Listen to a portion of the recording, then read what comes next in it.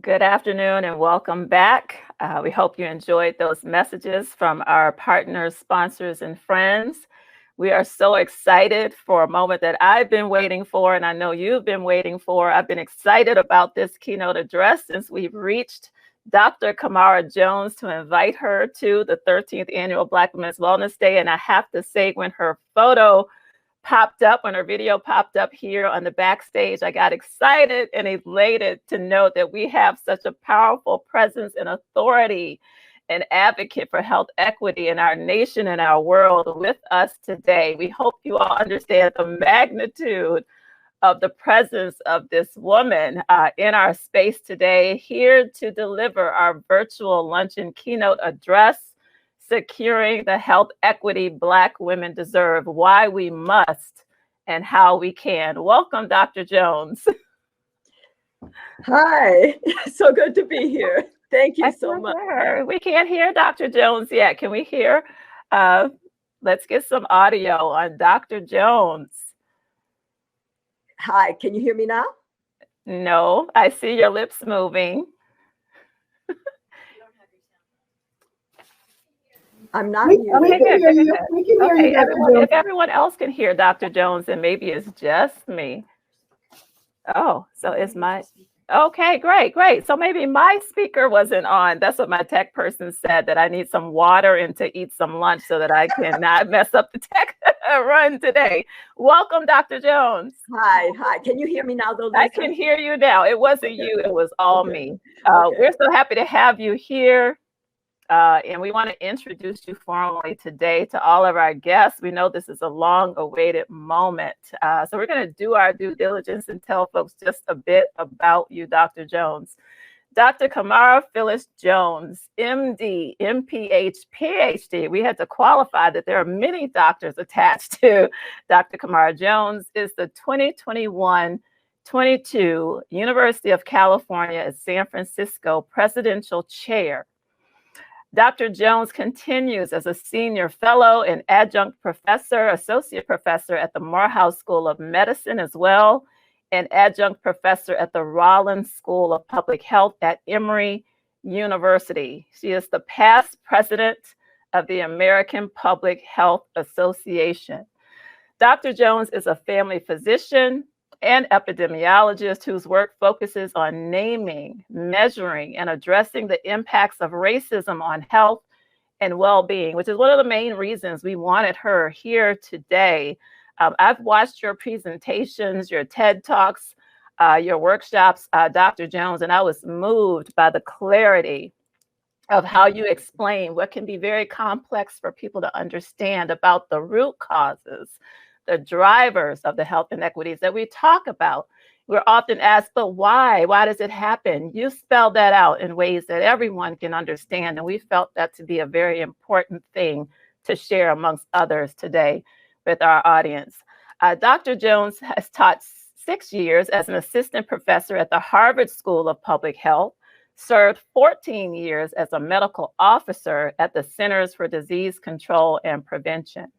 She seeks to broaden the national health debate to include the social determinants of health, including poverty, and the social determinants of equity, including racism, alongside universal access to high-quality health care. You hear us use those terms often in our work, and Dr. Jones is going to break it down for us today. Dr. Jones' allegories on race and racism illuminate topics that are otherwise difficult for many Americans to understand or discuss, and she aims to catalyze a national campaign against racism. Dr. Jones completed her MPH and her PhD in epidemiology at the Johns Hopkins School of Hygiene and Public Health, and her medical degree at the Stanford University School of Medicine. She is a proud alumnus of Wellesley College, where she completed her Bachelor of Arts in Molecular Biology. And she is here today to grace us with a powerful message that will bring clarity, understanding, and we believe energizing mobilization to us as we engage in building the future we deserve. Welcome, Dr. Jones. Wow. Well, thank you for that amazing welcome. It's all true. And I'm excited. I'm really excited to be here. And I am excited too about, I don't know if everybody has seen the preamble, the Black Women Deserve 9 Pillars and all. So I just want to give a shout out before I even start my remarks to the amazing work that you have been doing, since your founding and for the 13th annual Black Women's Wellness Day. Yes. And I just know that when we are back in person again, I know the power that we feel right now will just be magnified. So congratulations to the foundation, to you, to all of it. I'm excited to be here. Thank you so much. Yes, and now we welcome. present to you Dr. Camara Jones. So I am going to share my screen, and let me get all the way over there to make sure that I can do it. So I was invited to talk about securing the health equity that Black women deserve, why we must and how we can. And then I wanted to clarify that a little bit or hone in a little bit, because my work has been on confronting racism denial, that we need to name racism and then move to action. So I am going to start out on health and share with you what I call my cliff analogy. It's a little cartoon animation to talk about 3 dimensions of health intervention, different levels of health intervention. But I'm starting here because I was given health, but really I'm going to get to racism and why we must be about anti-racism if we're going to improve the health and well-being of Black women, Black families, Black communities, the whole United States, actually the world. So stay with me right here. Here we go. Boom. Somebody just fell off of the cliff of good health. And if that were you or somebody in your family, you would be delighted to find an ambulance at the bottom of the cliff to speed you on to care. But if we were concerned about more than just our individual or family health, if we were concerned about community health or population health or public health, we might well ask ourselves, what do we need to put in place as a health intervention besides just stationing lots of ambulances at the bottom of the cliff? So somebody in this convening is going to say, well, I know, we need to put a net halfway down. That way, even if people fall off the cliff, they could get caught up in the net before they get crunched up at the bottom of the cliff. And that is an excellent idea. Although the more you think about it, nets do have holes in them, so some people might fall through the cracks. But never mind that, we could actually make it a trampoline halfway down. No holes in a trampoline. But even if we had a trampoline halfway down that cliff, we might well find ourselves with lots of people just bouncing up and down at half functionality, not able to get back to the top of the cliff. So what else could we put in place as a health intervention? Well, clearly we need to think about a fence at the edge of the cliff to keep people from falling in the first place. But that fence has to be a very, very strong fence if there is a lot of population pressure against it. So what else could we do as a health intervention? Well, clearly we need to be moving the population away from the edge of the cliff.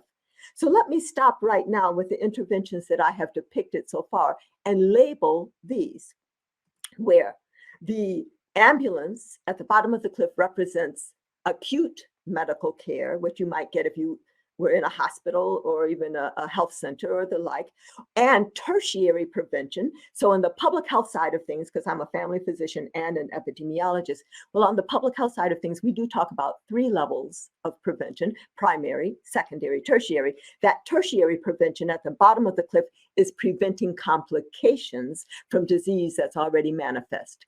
So, for example, preventing, amputations from diabetes and the like.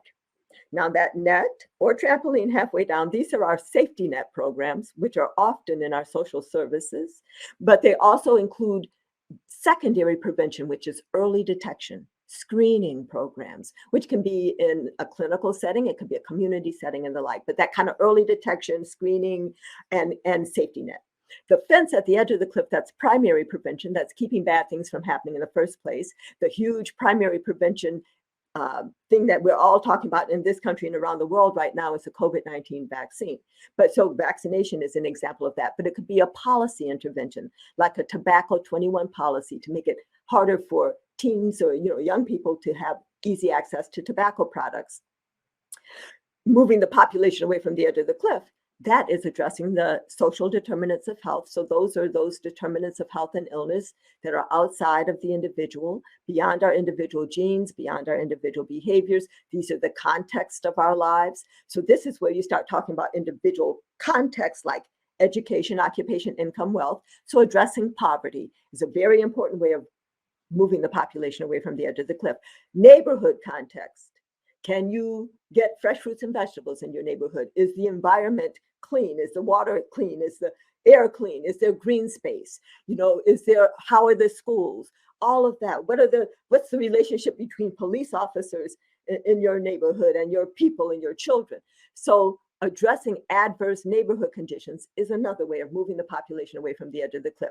So even, I haven't given you the full cliff yet, and I'm going to tell you why in a minute, but even here you can see that it is important for us to understand that there are these different levels of health intervention. If we were thinking about infant mortality as an outcome, then the ambulance might be our neonatal intensive care units.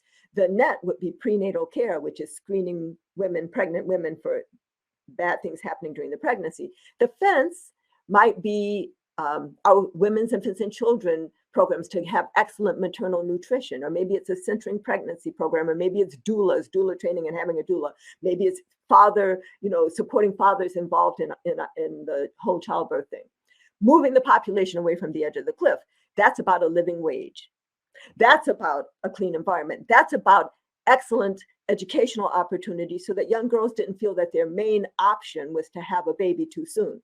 So you see, we could actually go into a community with this little graph, the way I have it right now, and we could ask a community, how should we be spending our health resources? How much in ambulances versus nets versus fences versus moving the population away from the edge of the cliff? And have a useful conversation. We could have the same conversation at the State House, up in Congress. But I have to tell you, as useful as this diagram is so far, it has a huge fatal flaw. And the huge fatal flaw is that it does not yet equip us to talk about how health disparities arise. So I want you to keep the cliff in the back of your mind for just a moment. We're going to shift gears to talk about how do health disparities arise on 3 levels, and then we'll go back to the cliff. So especially when we're talking about racial ethnic health disparities, we unfortunately know that there are lots of differences in the quality of care received within the healthcare system. So in 2002, the Institute of Medicine at the time pulled together what were hundreds of studies documenting differences in, for example, how vigorously your chest pain might be investigated or treated depending on your race, even if you're talking about people in the same healthcare system or with the same insurance. Everybody in the VA system, or everybody in whatever systems you have there in Wisconsin, or everybody covered by Medicare or Medicaid, differences by race in how much pain medication you might get if you walked into an emergency department with a long bone fracture. Now we understand these differences now. I think, it's been 19 years since that report was put out. But when that was sent out, it sent shock waves, at least through the health provider networks. They were like, oh, well, I try to treat all my patients the same. Well, you might try, but you're not doing it right. But even that panel that released that report recognize that's not the end all and be all of how health disparities arise. Yes, we do have these documented differences in quality of care within the healthcare system, but some people can't even access the system in the first place. So that's the second level at which health disparities arise, differences in access to care. But I'm hoping that all of us recognize that health is not created within the health sector. So a third level at which health disparities arise are differences in the conditions of our lives, differences in our life opportunities, exposures, and stresses, which are making some individuals and communities sicker than others in the first place. And if we were to try to kind of contextualize or rank how these 3 ways that health disparities arise relate to one another, we could put it on a pyramid, or better yet, and think of an iceberg where the huge hidden base are the differences in the conditions of our lives. And then very often the same people who've been made sicker are frustrated because of limited access to the healthcare system. And then too often, even those who get access to the system are further injured because of differences in quality of care. So remembering those 3 ways that health disparities arise, let's go back to the cliff. But now we're going to recognize we're not really dealing with a flat 2-dimensional cliff. We are actually dealing with a 3-dimensional cliff. And at some parts of the cliff, There might be an ambulance there down at the bottom, but maybe that ambulance has a flat tire. So it's slow or goes off in the wrong direction. Or maybe there's no ambulance there at all, and maybe there's no net, no fence. And usually at those parts of the cliff, the population is being pushed closer to the edge. So now let me label these observations about the three-dimensional cliff with how health disparities arise, where the differences in quality of care are represented when there is an ambulance there, but it's slow or goes off in the wrong direction. Differences in access to care are no ambulance, no net, no fence. And differences in underlying exposures and opportunities are represented by the closer proximity of that greeny population to the edge. So now that we recognize we're dealing with a three-dimensional cliff, there is a whole new set of questions that arise. The first being, how did the cliff become three-dimensional in the first place? And that's usually because of historical injustices which are being perpetuated by present-day contemporary structural factors. But given that the cliff is three-dimensional, we also need to ask, why are there differences in how resources are distributed along that cliff face? Why are there differences in who's found at different parts of the cliff? And when we start asking and addressing those kinds of questions, we're doing something that differs from addressing the social determinants of health, which I defined as moving the population away from the edge of the cliff, addressing poverty, adverse neighborhood conditions. When we start talking about systems of power that can differentially distribute resources and populations along this three-dimensional cliff, we're now talking about the social determinants of equity or inequity, including racism, sexism,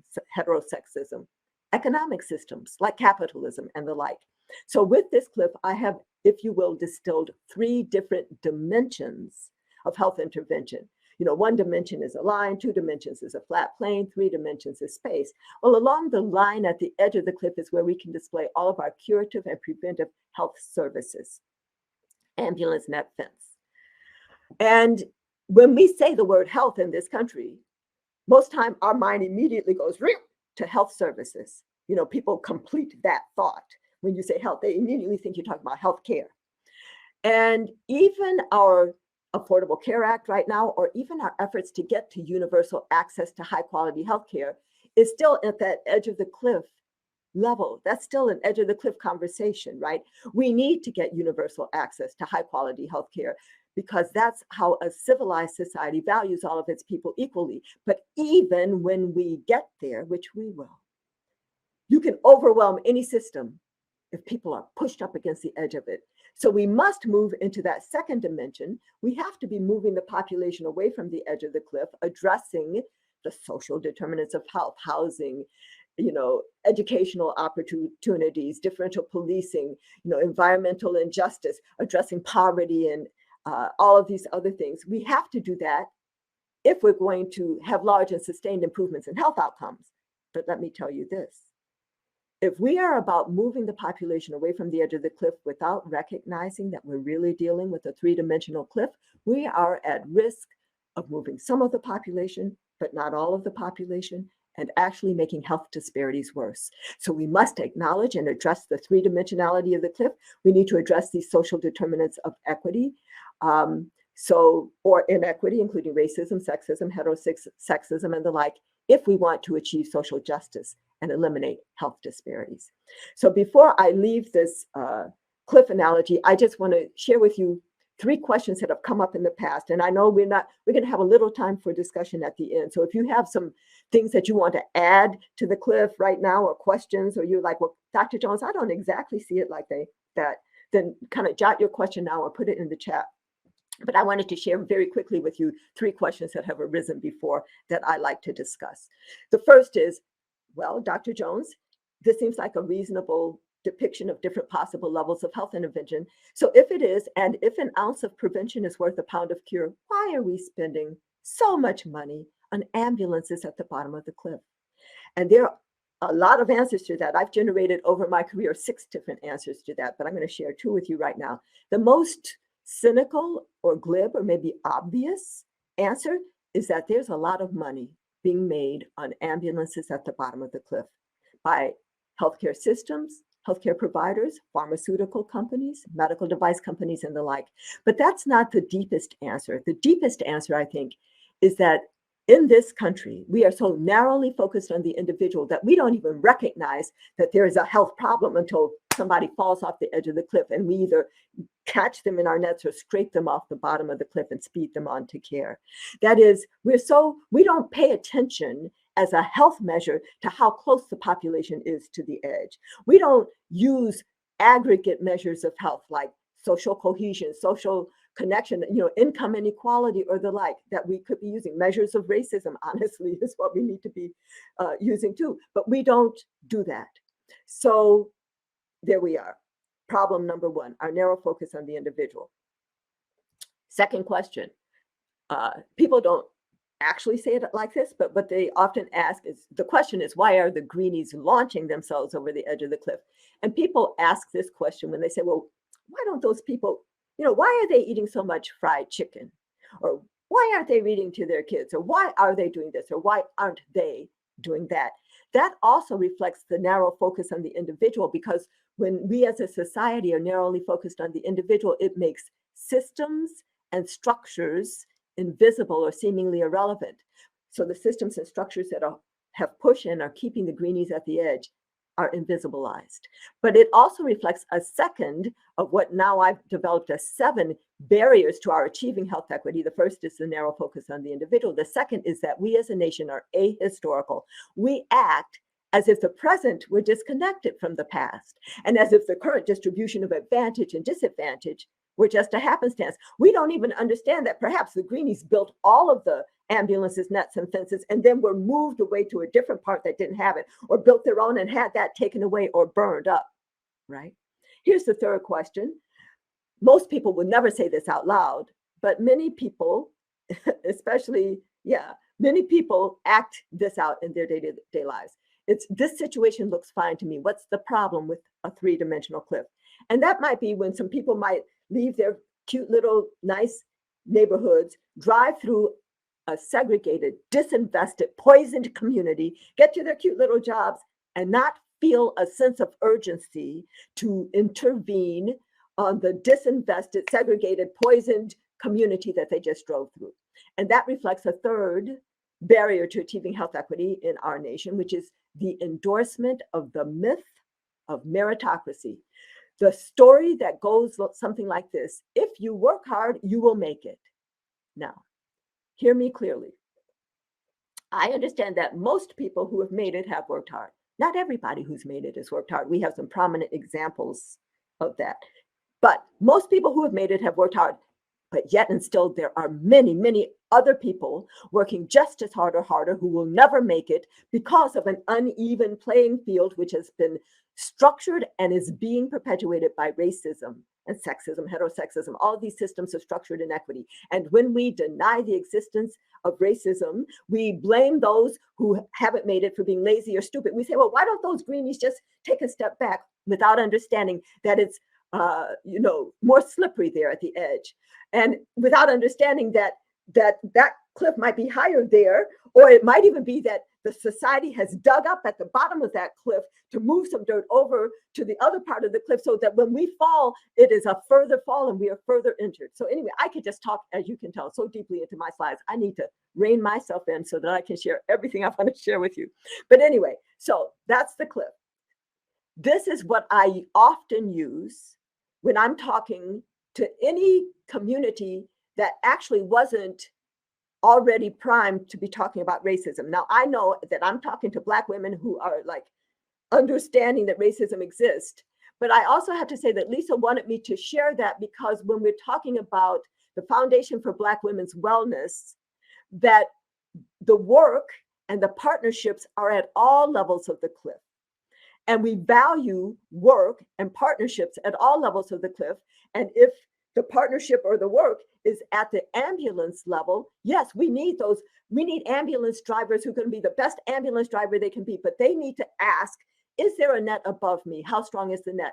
Is there a fence at the edge of the cliff? How strong is the fence? How close is the population to the edge? At what part of the cliff am I operating? Do I even do things the same way at different parts of the cliff? So at whatever level the interventions are, whatever level you in your own work as an individual or your day job are working, I say we need to recognize the need for all of it, but especially all of us as citizens, not in a narrow national sense, but as people concerned about the whole. All of us need to at least be anti-racism and concerned about the three-dimensionality of the cliff, even as we do other parts of our jobs. That is our concern about the whole role. And it is legitimate. It is legitimate for physicians, for lawyers, for everybody to be anti-racism. Anti-racism practice is a legitimate medical practice, legal practice, et cetera, et cetera.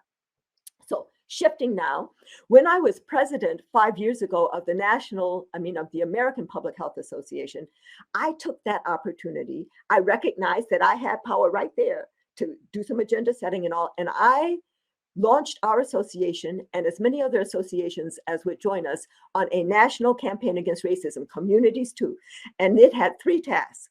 And it wasn't a thing just 5 years ago. Like, I am intent that, as people say, we have to go from making this a moment in our nation of recognition that racism exists. Oh my God, right? To a movement. I am determined that as long as I'm on this planet, there will be a sustained national campaign against racism. The 3 tasks: to name racism. That's very important because you have to name a problem before you can even start solving it. The second task, though, because naming racism, as necessary as it is insufficient, we must move to action. So the second of the 3 tasks is to ask the question, how is racism operating here? To identify levers for intervention, targets for action. I'm going to give you some more specific ideas of how to do that. But then once we've identified those targets, the third is to organize and strategize to act, recognizing that collective action is power. So I want to acknowledge that starting with Milwaukee County in Wisconsin in May of 2019, that was the first of what are now 208 jurisdictions across 38 states, last time I looked, that have made formal declarations that racism is a public health crisis. So here's just a little animation about how ideas spread from you all there in Wisconsin. Actually, I have to give credit where credit is due. So Lillian Payne, working with the Wisconsin Public Health Association, inspired by my national campaign against racism from the American Public Health Association, wrote a declaration for the Wisconsin Public Health Association, which was then picked up by Wisconsin, the county commissioner in Milwaukee County. So thank you, Lillian. Anyway, this is how ideas spread. And this is how we can all use our power, right? I was trying to use my power as APHA. Now I want you to look at what happens after COVID is recognized in April, and then after the murder of Mr. George Floyd in May. More and more states have a city council or a county commission making these kinds of declarations. It keeps going on and on and on, states added. And the last time I looked was in June, the end of June. I know that there are other states since then. This is what I have to say. This list of states, if the state is in caps, that means that something has been done at the state level, a state legislative, bill passed or a governor's statement. And the numbers next to each state are the numbers of jurisdictions or the number of declarations. You can go to the American Public Health Association website, click through the fact that somebody has made a declaration to actually read the content of that. So I am encouraged. Lots of people now across this country declaring racism as a public health crisis. At the same time, I know that lots of states are passing voting suppression acts, and lots of states are now trying to move into this anti-critical race theory thing. So there is a tension going on in our nation, but we have to recognize that there are lots of jurisdictions that have named racism. Is that going to be sufficient? Well, this is even when we're just naming racism, there are 4 key messages that many people miss, okay? The first key message is that racism exists. I don't want to talk long on this, so I'll wait. I'll talk during my questions. Lisa asked me to just talk about my journey, okay? So the first 4 of the 4 key messages is that racism exists. Yes, it does. The second is that racism is a system. The third is that racism saps the strength of the whole society. And the 4th key message when raising racism with any group around our dinner tables, with our families, or out into the larger community, we can act to dismantle racism. So I have developed lots of teaching stories, allegories to illustrate each of these key messages. What I want to do right now is share my dual reality restaurant saga as an allegory, a quick allegory to illustrate that racism exists. As I share these stories, even as I share that cliff analogy, I'm hoping that at least one thing, one image I share or one story, that you will latch onto it so hard that you can tell it again this evening to your family or your friends, or in your workplace. So I encourage you to try to remember these. Anyway, so dual reality restaurant saga based on something that happened in my own real life. Spoiler alert, the moral of this story is that racism exists. So what happened in my own real life? Well, first year medical student, there I was on a Saturday, like most Saturdays, because I was so studious, so diligent. I had awakened early. I was studying long and hard. Friends came over mid-afternoon. Did they distract me from my studies? Oh, no. We all got to studying together long and hard, and now it's getting late. And we're getting hungry. And I have no food in the apartment, which was so typical of me that my friends already understood. They were like, okay, never mind, Camara, but we are hungry. We need to go into town and find something to eat. So we do. We walk into town and we find a restaurant and we walk in and we sit down and the menus are presented and we order our food and the food is served. Here we are eating. So maybe not the story you thought I was going to tell about racism in a restaurant, but hold on, there is a story in here. As I sat there with my friends eating, I looked across the room and I noticed a sign that was a startling revelation to me about racism. So now I have intrigued you, I'm sure. And you're wondering, well, Dr. Jones, what did the sign say? Well, what did the sign say? The sign said, open. So now maybe I've lost some of you. So let me recap, because, how is a sign open? How is that a sign about racism? Well, here I was sitting with my friends eating, looked up, saw a sign that says open, thinking no more about it. I would assume other hungry people could walk in, sit down, order their food and eat. But because I knew something about the two-sided nature of those signs, I recognized that now indeed the restaurant was closed due to the hour, but firmly closed, and that other hungry people just a few feet away from me, but on the other side of that sign, would not be able to come in, sit down, order their food and eat. And that's when I recognized that racism structures open, closed signs in our society. That racism structures, if you will, a dual reality. And for those who are sitting inside the restaurant at the table of opportunity eating, and they look up and they see a sign that says open, they don't even recognize that there's a two-sided sign going on, because it is difficult for any of us to recognize a system of inequity that privileges us. So, for example, it is difficult for men to recognize male privilege and sexism. It's difficult for white Americans to recognize white privilege and racism.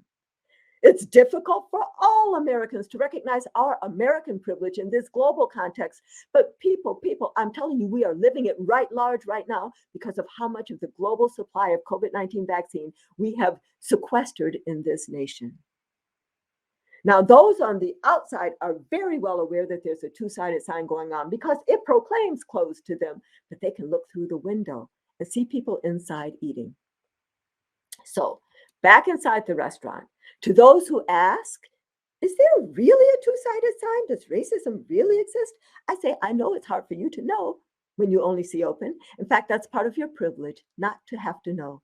But once you do know, you can choose to act. So it's not a scary thing to name racism. It's actually an empowering thing to name racism. It doesn't compel you to act, but it does equip you to act. So here, so if you care about those on the other side of the sign, which is an if, but if you do, why, if you're sitting in the restaurant eating, you could even talk to the restaurant owner, who is, after all, inside with you.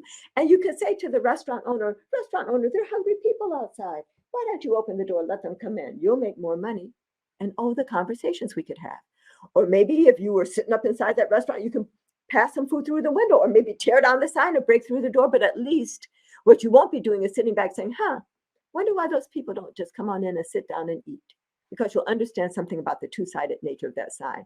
Now, I know that most of the people to whom I am speaking right now have experienced the two-sided nature of that sign, but I tell you this story because if you share this story with those who do not, and so that gets to that confronting racism denial piece. So I'm just going to say it here. in this, that racism denial. Okay, so in my journey, I've gone from naming race as a physician, trying to figure out how did race lead to differences in health outcomes, infant mortality rate, maternal mortality rate, diabetes, high blood pressure, all that. So understanding that race is not biology and getting to racism as the root cause of racial disparities in health. Then developing measures in my life of racism and all, and then getting tired of documenting the impacts of racism on the health and well-being of the nation. You know, that's a lot of documentation. What are we going to do about it? Recognizing the need to move to action, going to anti-racism, right? But here I am now in anti-racism, a lot of other people in this space now, but recognizing that a huge black hole barrier to our anti-racism work is racism denial. And when I say black hole, I mean like a black hole in the universe. Black hole in the universe is massive, but we can't see it. But the reason we can't see it, it's so huge and so massive that when light comes anywhere near it, it sucks the light in. It doesn't even get reflected. And that is how racism denial is in this nation, right? And so when you are trying to do your anti-racism work, or even just trying to let somebody know what you just saw happen, or question why are we in this organization, or why are you to me in my community acting in this way, and you start naming racism, there will be a lot of racism denial. So the usefulness of this story is that it helps people understand that, yes, racism exists. It's creating two-sided or multi-sided signs. It's structuring a dual or multifaceted reality. We need to have this little story in our back pocket. Furthermore, I want to say one more thing. I have started a conversation, a 3-hour conversation in Flint, Michigan, and then in one other place, I can't remember exactly where it was, with the following question. How could people who were born inside the restaurant know something about the two-sided nature of that sign? And each time it was a 3-hour conversation, because there are many, many ways to know. So maybe that will be a conversation that you can have. You know, we might start on it a little bit if I leave some time for Q&A. But so there's that. I'm heartened that more people who were born inside the restaurant have actually understood now, you know, especially after the murder of Mr. George Floyd, that there's something going on, and only because it was documented on a cell phone video. But anyway, more people are recognizing that the sign might be a little two-sided. More people who were born inside the restaurant are actually saying the word racism, putting together the words structural racism, systemic racism. This is good. You know, lots of companies putting things up on their websites and the like. But I am concerned because as hard as it is for many people to name racism, that's the easy thing. And because racism denial is so staunchly held in our nation and it's so seductive, if people just say a thing, then 6 months from now, they may forget why they said that thing and fall back into what I describe as the sleepiness, the somnolence of racism denial. So we have to encourage people to go beyond saying a thing to action. So if you're sitting up inside that restaurant and you're saying, oh, I understand there's something two-sided going on about the sign. No, you need to be tearing down the sign. And of course, racism is not just a sign, it's the door, it's a lock. Dismantling the lock, taking the door off the hinges. Because once we start acting, wherever we are, we will not forget why we are acting. So very quickly, I am going to share with you my definition of racism. I'm also going to check my time. Oh, okay. So I define racism as a system. So it's not an individual character flaw or personal moral failing or even psychiatric illness, as many people suggested. Although it can manifest in those ways, racism is a system of power and a system of doing what? A system of structuring opportunity and assigning value. And on what basis is the racism? On what basis is the opportunity structured, and on what basis is the value assigned? It's based on the social interpretation of how one looks, which is what we call race. What are the impacts of this system? Well, racism unfairly disadvantages some individuals and communities, but it shouldn't take long for us to recognize that every unfair disadvantage has its reciprocal unfair advantage. So racism also unfairly advantages other individuals and communities. And that's the whole issue of unearned white privilege that we hardly ever talk about in this country, because it makes some people, especially some people living as white, uncomfortable. But even when they can get to that, And I could talk a lot about comfort and how comfort is a huge barrier to our work too. But the third impact of racism is how it saps the strength of the whole society through the waste of human resources. So when we are not recognizing Black women for our genius and for our creativity and our leadership and our, generosity and all of those things, when we don't invest in the full, excellent public education of all of our children, because the blinders of racism have made some folks who are running things feel like there is no genius in the barrios or the ghettos or on the reservations. We can get along very well, thank you, without those kids. When these same blinders of racism make us as a nation complacent with what I describe as the wholesale warehousing disproportionately of so many Black and brown men and women in our prison system, as if that didn't separate us from human potential. This is how racism is sapping the strength of the whole society. And we need more media stories about that. We need more data collection about that. We need more conversations around our dinner tables, yes, but around our community tables, around board tables, around the tables that we come and set up, around the tables that we knock over. We need all of these conversations around all of our tables so that we'll have more people filled with a sense of urgency to dismantle this system and put in its place a system in which all people can know and develop to their full potentials. Wish I could talk more on this slide, but Lisa, can you just say a word too? Because I'm looking at my clock and I don't remember when I'm supposed to finish, and I have so much more to do. So can you just come on like audio and say a thing and tell me? Because I can't see anything but my slides right now. Hear me, Dr. Jones? Yes. Yeah, you have until 1:15, but we can stretch that to 1:20 if you're okay with that. Okay, I think if you guys thought I was talking fast, I'm sorry, I'm gonna speed it up a little bit. Okay, we are soaking it all in. Okay. So now I want to shift to the setup for the second story that I'm going to share with you. So I share the cartoon animation, the dual reality, and this is going to be, how does that system that I just described, racism as a system, how does it turn into infant mortality rate differences between our different groups, right? The numbers of our babies dying before their first birthday, or how does it turn into differences in the numbers of our mothers dying in pregnancy-related deaths, the Black infant mortality rate differentials, which are horrific, and especially there in Wisconsin. How does it turn into differences in diabetes and COVID-19 infection rates, and then hospitalization rates, and then death rates? How does racism turn into a health outcome? 3 ways.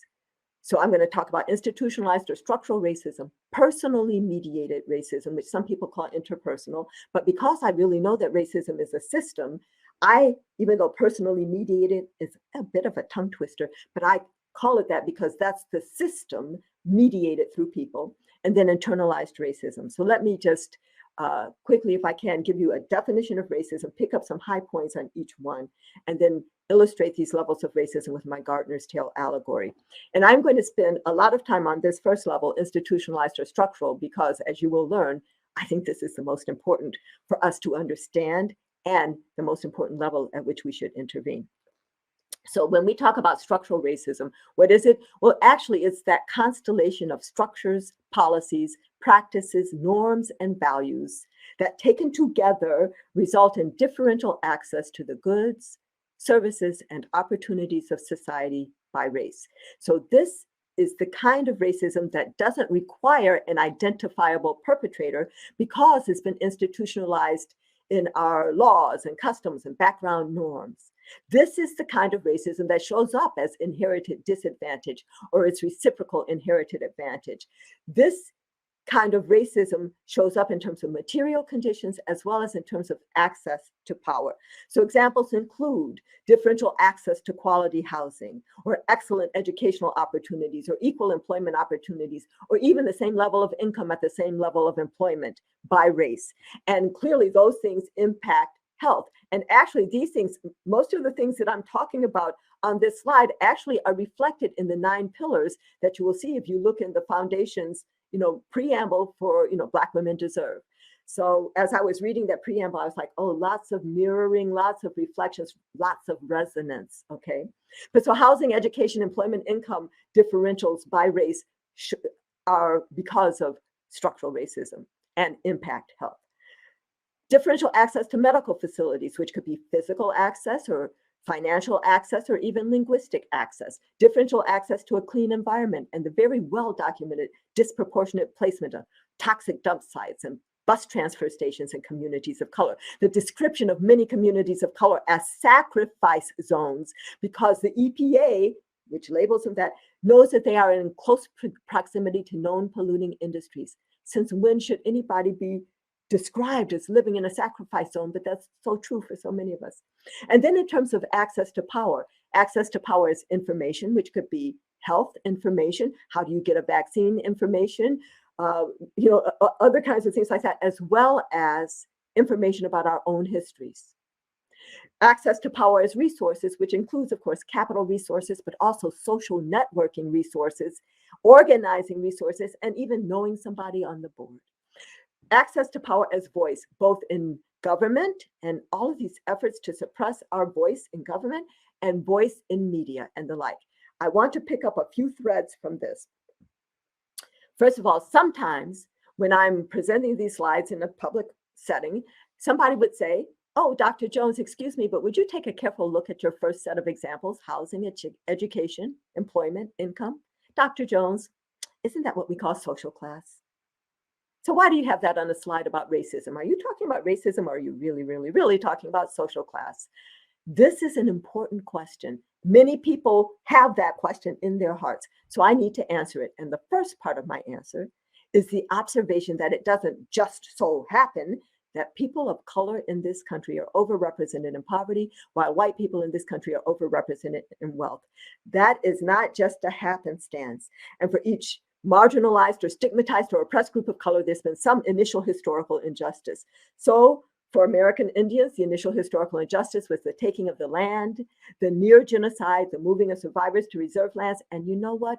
Even when they were in those reservations, sometimes something good was found under one reservation. Oops, you got to pick the people up and move them someplace else. We have families that lived for centuries in Mexico, never crossed the border, but the border crossed them. They found themselves in New Mexico, et cetera, Arizona, Texas, California, and their great-great-great-grandchildren are still being harassed and targeted, right? We have Chinese people who were encouraged to come to this country to build our railroads, but then when that was done, the Chinese Exclusion Act barred them from bringing their families. They were unable by law to bring their families, unable by law to marry. We had Japanese Americans during World War II who were interned, but not Italian Americans, not German Americans. And for us, for people of African descent, the initial historical injustice was the kidnapping of West African people, our importation across the Atlantic with tremendous loss of life in the Middle Passage, and then for the survivors and our progeny for generations and generations and generations, what I describe as the coerced usury of our unpaid labor for centuries to build this country. Now, sometimes people hear me talking like that and they say, "Oh, Dr. Jones, there you go talking about slavery." Dr. Jones, we all recognize that slavery was an unfortunate chapter in our nation's history. But Dr. Jones, the enslaved people were emancipated by 1865. So here we are in 2021. That makes it 156 years ago. Dr. Jones, all else being equal, don't you think the impacts of slavery would have washed out by now? Well, the answer to the question is in the question, isn't it? All else being equal. All else has not been equal since 1865. All else still is not equal today. And there are what I describe as present day contemporary structural factors that are perpetuating that and all of these other initial historical injustices that I have cited. And those contemporary structural factors are part and parcel of structural or institutionalized racism. So when someone asks me, "Are you talking about racism or are you really talking about social class?" my response is that structural racism explains why we even see an association between social class and race in this country. It is not just a happenstance. It is not just a just so happens. A few more things on this. Structural racism occurs through acts of doing as well as acts of not doing. And very often, structural or institutionalized racism shows up these days as lack of action in the face of need. Inaction in the face of need. Hallmark of structural racism. Personally mediated racism, I define as differential assumptions about the abilities, motives, and intents of others by race, and then differential actions based on those assumptions. So this is what most people think of when they hear the word racism. Somebody did something to somebody. It includes the different idea, the prejudice, and the different action, the discrimination. And I'm not going to labor long on these ways that this impacts how police brutality, police officer interpreting, Stephon Clark's cell phone in his grandmother's backyard as a gun, or just all of all of that.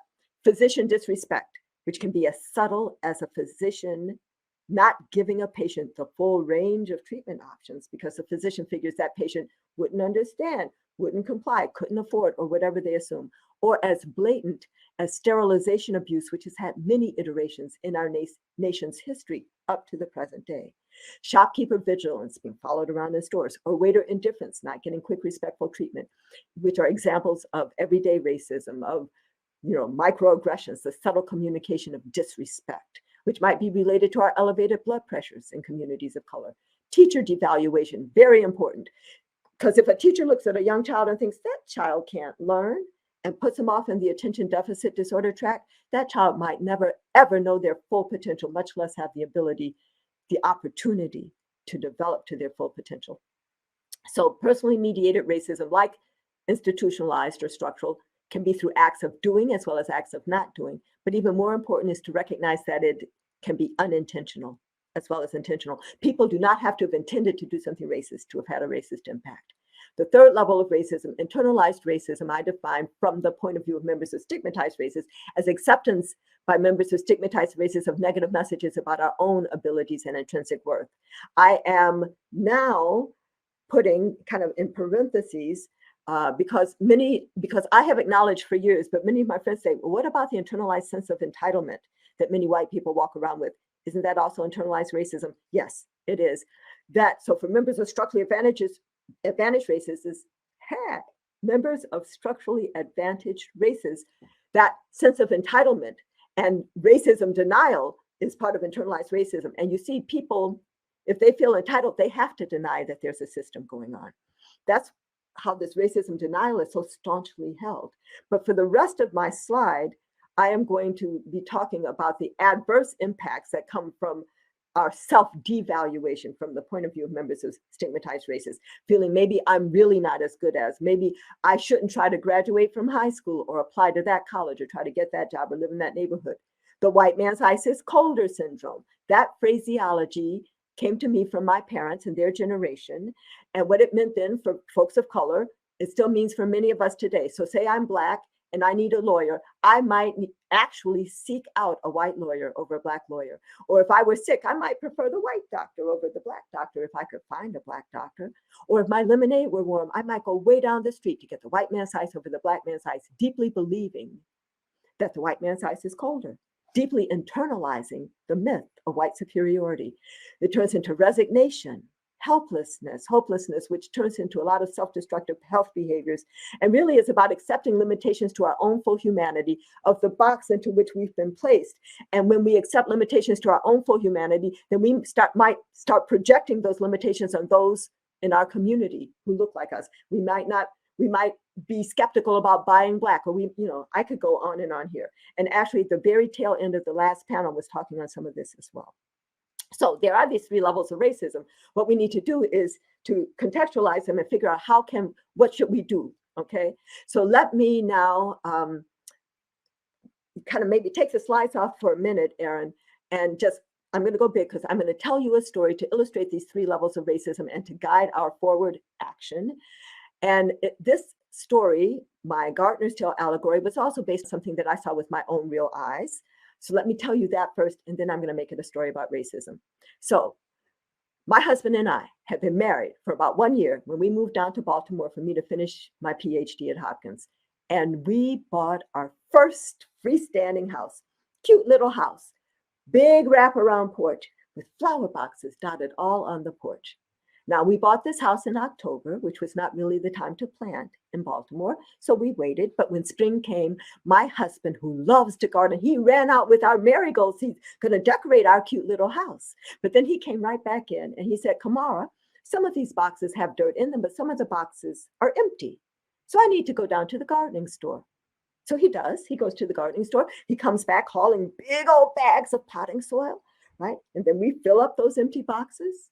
And then we take equal numbers of our marigold seeds and we put them in all of the boxes and we water all of the boxes equally. And by this time, because I am not the gardener in the family, I am exhausted, right? So I figure I'm just going to sit back and be delighted. Well, about 3 weeks later, I'm walking out of my front door onto my porch and I finally pay attention to these flower boxes. And when I do, what I saw made me literally stop in my tracks. Because what I saw made me think that we had planted completely different species in some boxes versus others, because some of the boxes were full of plants and the plants were tall and vigorous looking, while some of the boxes just had a few plants in them and they were kind of scrawny and scraggly looking. And then I realized what had happened. That potting soil that my husband had bought turned out to be rich, fertile soil, so that every single seed planted in the rich, fertile soil had sprouted. The strong seed had grown very tall and vigorous, but even the weak seed had made it halfway up. But that old soil that we had found there turned out to be poor, rocky soil. So the weak seed planted in the poor, rocky soil just died, and even the strong seed in the poor, rocky soil had to struggle to make it to a middling height. And maybe some of you guys are nodding because maybe you're gardeners. Maybe you've composted half of your garden. Maybe you've seen this image with your own real eyes. And the image, of course, is about the importance of the soil, the importance of the environment. But now I'm going to make this a story about racism by introducing a gardener. So we have a gardener who has two flower boxes, one which she knows to have rich, fertile soil and one which she knows to have poor, rocky soil. And she has seed for the same kind of flowers, except some of the seed is going to produce pink blossoms and some of the seed is going to produce red blossoms. And the gardener prefers red over pink. So what does she do? She plants the red seed in the pink, in the rich, fertile soil, pink seed in the poor, rocky soil. And 3 weeks later in her garden, she sees what I saw in mine. In that rich, fertile soil, all the red seed sprouts, strong red seed, tall and vigorous, weak red seed makes it halfway up. Poor rocky soil, weak pink seed dies. Here comes a strong pink seed struggling to make it to a middling height. And then in those flower boxes, those flowers go to seed. And then the next year, the same thing happens. And then those flowers go to seed. And year after year after year after year, the same thing happens until finally about 10 years later, gardener's looking at her flower boxes and she says, you know, I was right to prefer red over pink. So we're going to interrupt the story here to say the first part of this story is how structural or institutionalized racism works, where you had the initial historical injustice of the separation of the seed into the two types of soil. You had the contemporary structural factors of the flower boxes, keeping the soil separate, and then through lack of action, inaction in the face of need, perpetuation of the inequity. But let's pick the story back up and say, well, where is personally mediated racism in the garden? Well, the gardener's looking at the red flowers thinking, oh, those red flowers sure are beautiful. And then she looks at the pink flowers and she says, oh, those pink flowers sure are scrawny and scraggly. So she plucks off the pink blossoms before they can even go to seed. Or maybe she notices that a pink seed has blown into the rich, fertile soil. So she plucks it out before it can establish itself, which is some of the anti-affirmative action stuff that goes on. And where would internalized racism be in the garden? Well, the red flowers are just living their lives, enjoying being red, many of them not acknowledging or perhaps not recognizing that they're benefiting from enriched soil. The pink flowers are looking over red, thinking red is mighty fine, and wishing with all their hearts that they too could be red. And here come the bees. Now, the bees are pollinating, but they're collecting nectar and pollinating at the same time. So here comes one into one of the pink flowers, and then to another pink flower, and to this pink flower, and this flower is like, get away from me, bee. Don't bring me any of that pink pollen. I prefer the red, because the pink flower has internalized that red is better than pink. So now our question is, what do we do to set things right in this garden? Well, we could start by addressing the internalized racism. We can go over to the pink flowers and we can say, pink is beautiful. Power to the pink. And that is a very important intervention. But if that is all we do, it is not going to change the situation in which the pink flowers find themselves. Now, we can have a discussion about this because we have more power in our pink box than what we actually know. So I'm not saying we don't have any power, but I'm just saying just that rhetoric, if that's all we do, it's going to leave us where we are. So you might say, oh, okay, well, let's address the personally mediated racism. Let's have a conversation with the gardener, or better yet, let's have a workplace multicultural workshop for the gardener. So that's all good. So we do. And we say to the gardener, dear gardener, would you please stop plucking those pink flowers? And maybe she will, and maybe she won't, right? But even if she does, it's still not going to change the situation in which the pink flowers find themselves. I believe that if we really, really want to set things right in the garden, we must at least address the structural racism, which means we have to break down the boxes and mix up the soil. Or if we want to keep separate boxes, that's all right too. But if we also keep the same gardener, it's going to make it easier for that same gardener to continue segregating resources going forward. But even if that same gardener, if we're talking to them right now about setting things right, it means even if we have separate boxes, we need to enrich that poor rocky soil until it is as rich as the rich fertile soil. And when we do, the pink flowers will flourish. They'll be looking beautiful, grand, and glorious. And in fact, because that pink seed has been selected for survival and strength, it might even look a little bit better than the red. I don't always say that. I used to always say that, but that's a bit of a sensitivity with some audiences. But anyway, in that intervention on the structural racism, we will have addressed the internalized racism, because now pink will no longer be looking over at red, thinking red is better. And in the intervention on the structural racism, we may be able to address the personally mediated racism. Now, the original gardener may have to go to her grave preferring red over pink, but her children who grow up and see the flowers equally beautiful will be less likely to have that kind of attitude. So this story has been to illustrate these three levels of racism and to strongly suggest that if we want to set things right in the garden, we need to at least address the structural racism. Good to address all levels at the same time, but at least address the structural. And when we do, the other levels may take care of themselves. But there's just one question that I haven't raised yet with the gardener's tale, and that is, who is the gardener? After all, the gardener is the one that I gave the power to decide, the power to act, and control of resources, which are actually the elements of self-determination. Who is the gardener in our US context? Well, government is a huge part of the gardener, but not the only part. Media, foundations, corporations, health systems, communities, to the extent that we have self-determination. But whoever the gardener is, it is dangerous when the gardener is allied with one group. That's why I painted her red. I painted her red. That's why she prefers red over pink. And it's dangerous when the gardener is not concerned with equity. When she looks at her flower boxes and thinks that her garden is beautiful, thank you, because she's not even counting the pink flowers as part of her garden. So the challenge now is, what do we do about the gardener? Do we make the gardener striped, polka dotted, fuchsia? Do the pink flowers have to grow or recruit their own gardener? Lots of questions that can come out of this. I want to share two with you, and then I'm going to just race through the rest of the slides to the end, okay? But here are the two questions first. I was once asked, excuse me, Dr. Jones, but why should the red flowers share their soil? When I heard that question, I loved the question because it showed me the power of this story to start conversations about racism, which might be otherwise difficult if we're talking about racism between you and me. My answer to the question, why should the red flowers share their soil, is that actually that soil doesn't belong to the red flowers. It belongs to the whole garden. The second question that I want to raise for us is, what if that's not the original gardener we're looking at right there? What if that's the gardener's great, great, great, great grandchild? Because here we all are. And the great, great, great, great grandchild may have always seen the flowers looking like that and may not even think there's a problem to be solved. So in 3 steps, what we need to do is we must make the differences in the height and vigor of the pink and red flowers a problem requiring urgent solution. It needs to be on our urgent action agendas at all levels, community levels, state levels, etc. That's step number 1. But then when we say, okay, now it's on our action agenda, what are we going to do? We have to make those flower boxes transparent. We must be acknowledging, seeing the differences in the quality of the soil so that we can address those differences. So that's step 2. But step 3 is, as we make those flower boxes transparent, we also need to be crystal clear that everybody understands that the pink seed did not just go launch themselves into that poor rocky soil. So we must talk about history, yes. And we must talk about how the gardener's initial preference for red over pink set up the whole situation, which some people would call cultural racism. In our context, it is clearly white supremacist ideology. We must address that as well, because if we were able to compel the red gardener to enrich the poor rocky soil today until it was as rich as the rich fertile soil, but if she continued to prefer red over pink, she would continue to privilege red over pink going forward. So when I talked about racism as a system of doing 2 things, structuring opportunity and assigning value, we must address both. Okay, very quickly, how is racism operating here is an important question. We can look at structures, policies, practices, norms, and values, where it sounds highfalutin, but actually these are elements of decision-making. Structures are the who, what, when, and where of decision-making, especially who's at the table and who's not, what's on the agenda and what's not.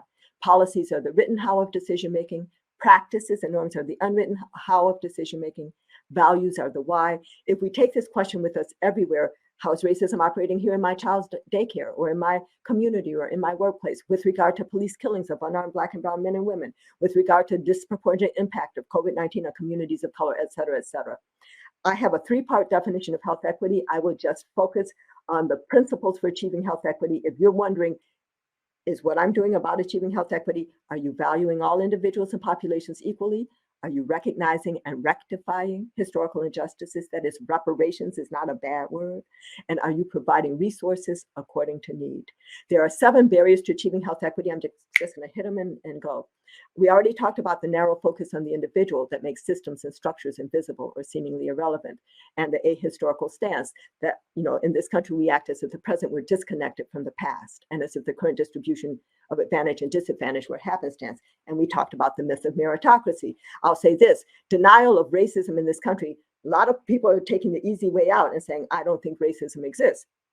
But many of us who are doing work on diversity, equity, inclusion, belonging, cultural competence, structural competence, cultural humility, disproportionalities, disparities, race. If we keep doing that work and we never say the word racism in our national context of widespread and deeply held racism denial, we're complicit with that racism denial.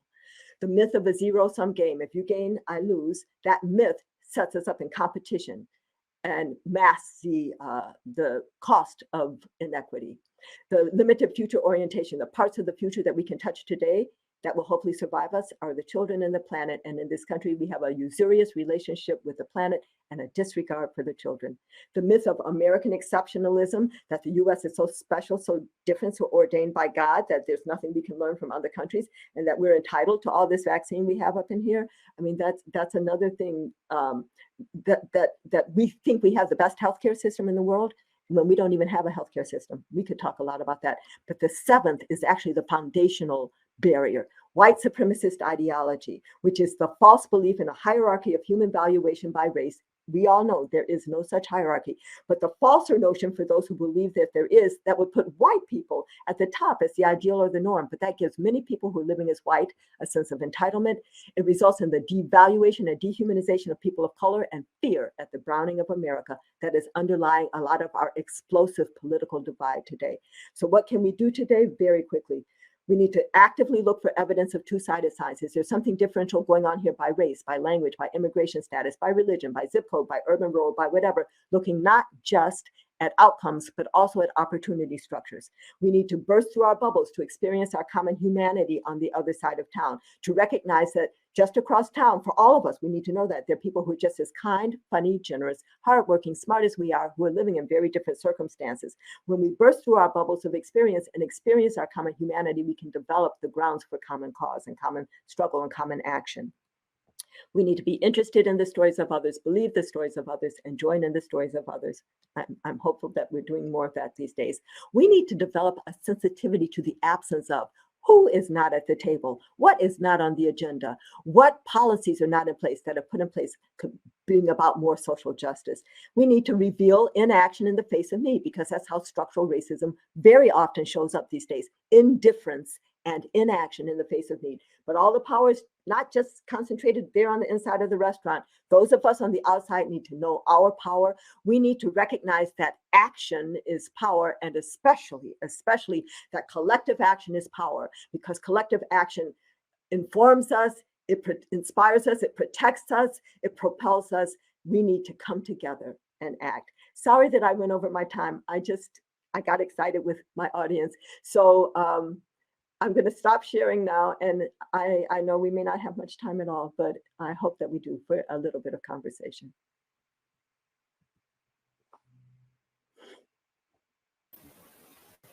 Lisa, you are off camera and on mute. Okay. But I hear you screaming in the other room. Okay, Dr. Jones, if we could give you a standing ovation right now, we would do it. So everyone in the chat, give the ovation in the way that you can. Let's give our thanks to Dr. Jones. This was riveting. This Thank is you. riveting, and we have gotten countless requests for this video. This is recorded, you all, for those who have asked. The entire event is being recorded, but there's a special request to replay this video over and over and over again. Dr. Jones, this was so rich, so instructive, so packed with so many things. I read people saying, I've got to unpack this over and over again. I have to go back. Some people said, I've never heard this broken down like this before. And we knew, and yes, you can see in the chat, yes, yes, yes, yes, yes. Thank you. Thank you. This is the message that we needed at this time for so many reasons. You have expertly drawn the picture of how racism creates, generates, perpetuates inequities, disparities, so that we hope no one in this event today is in a state of mystery or confusion about when we talk about health disparities, birth disparities, social economic disparities, achievement gap, criminal justice inequities. We know now how to name the root causes and the drivers. We don't need to be confused about that. Right. I recommend this as learning, personal learning. Watch this as many times as you must to understand and gain the language to have these discussions and these conversations in your domains. As Dr. Jones said, whatever domain you work in your workplace, in your community, whatever you're connected to, this is a starting point for a conversation that will bring clarity and understanding. And it's the message that we needed to hear today. We have very little time for questions. We want folks to put their questions there, but you asked us, Dr. Jones, to remind you to tell us about your journey. Well, I sort of slipped it in before. It was just so my, I mean, don't start me talking again. But the thing I wanted to talk about is that honestly, I'll say this, that for a long time, the gardener's tale was just about structures, right? It was a structural thing until I realized one time in the telling that if the gardener, even if we were to compel the red gardener to enrich the soil, if she continues to prefer red over pink, that we would have to, that it would keep going. So when I define racism as a system of structuring opportunity and assigning value, I have done polls in different groups. And I said, well, which one do you think we should do first? Should we address the opportunity structures? And we have a lot of understanding of that, residential segregation, how we fund public schools, the whole prison industrial complex, and environmental racism. We have some structural things. Or should we deal with values? And when I do the polls, it generally comes out half and half. And I was like, oh, what does that mean? And then I thought, what would I do? So here's my take on it. We must address the opportunity structure differences first, because that is what is binding us. Yes. Right? That is limiting us from living our full potentials. Yet and still, we can't ignore the dehumanization that is still going on. So I think we need to address the structural stuff first and interrupt the intergenerational transmission of racism denial.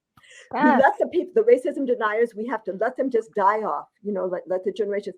But if we can interrupt that racism denial from getting to the young people, then as they grow up, they will see everybody in their fullness of their potential and greatness and brilliance and all like that, because we will have invested in the opportunity structures and we will have interrupted that dehumanization aspect. So my part of it, so then whose job is that interruption?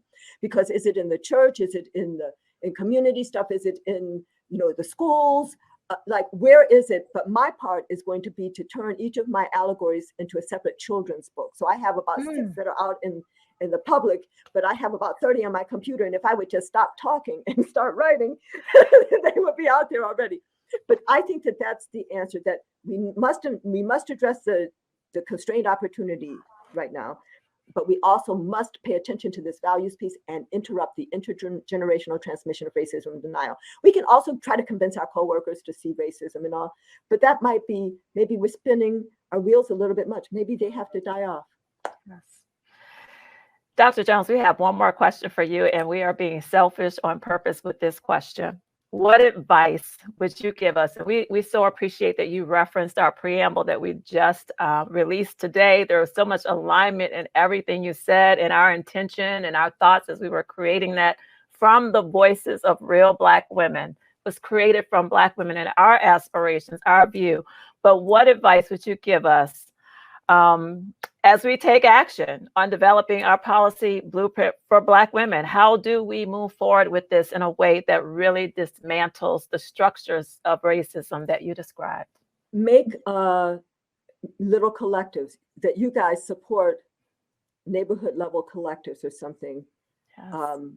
So that it's not just individual by individual with services or individual, like all of us coming together annually, but support neighborhood collectives. And then within those collectives, that maybe somebody will be wanting to run for office, or somebody's going to recognize some power that they didn't have. So much of it sometimes, so it was what the representative said as she was going off. She said, hire somebody Black in your office, or bring in a student, or, like sometimes we don't recognize the power we have right where we are. Yeah. But I think that collective action is power. This is how I would say it. When you see geese flying, like north or south, depending on the season together, they fly in that V formation because the goose at the front is blocking the wind for those who are coming behind, who are blocking the winds who are coming behind. Here's the question. What happens when that goose at the front gets tired? Because we don't want them to just drop to the ground or fly off someplace random. They don't. They pull back and somebody else takes the lead. So what we need to do is either identify or develop our own flocks, decide on the direction we're flying, and then take turns in terms of leadership. So if we're putting it all on one person, or they have to be strong, no, we can make collectives that will support one another and put agendas for those collectives we're already parts of collectives, sororities or community organizations or church groups, but we often don't have the very important agenda points. We have like little local agenda points as opposed to kind of political or power agenda points. So do that. And we are doing that through the launch of our Well Black Woman Institute. So we're so happy that you recommended that. Our Well Black Woman Institute will launch in 2022. It will be a health equity training ground for Black women in collectives in their communities across Wisconsin. Yes.